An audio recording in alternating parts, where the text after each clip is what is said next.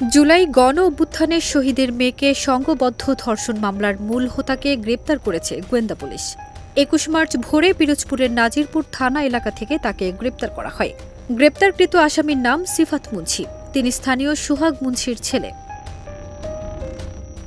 ঘটনার পর থেকে পলাতক ছিলেন সিফাত। এর আগে এই মামলায় সাকিব মুন্সি নামে আরেক আসামিকে গ্রেপ্তার করা হয়। বিষয়টি গণমাধ্যমকে নিশ্চিত করেছেন পটুয়াখালীর অতিরিক্ত পুলিশ সুপার মোহাম্মদ সাইদুল ইসলাম। তিনি বলেন, গোপন সংবাদের ভিত্তিতে নাজিরপুর থেকে এক আত্মীয়ের বাসা থেকে তথ্য প্রযুক্তির মাধ্যমে তাকে গ্রেপ্তার করা হয়েছে। গত বছরের ১৯ জুলাই বৈষম্য বিরোধী ছাত্র আন্দোলন চলাকালে ঢাকার মোহাম্মদপুরে গুলিবিদ্ধ হন ধর্ষণের শিকার মেয়েটির বাবা। ১০ দিন পর চিকিৎসাধীন অবস্থায় তার মৃত্যু হয়।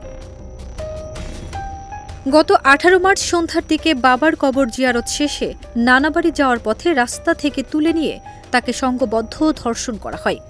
এই ঘটনায় দুমকি থানায় মামলা করেছে মেয়েটির পরিবার। ফারজানা নিকিতা, দেশ রূপান্তর।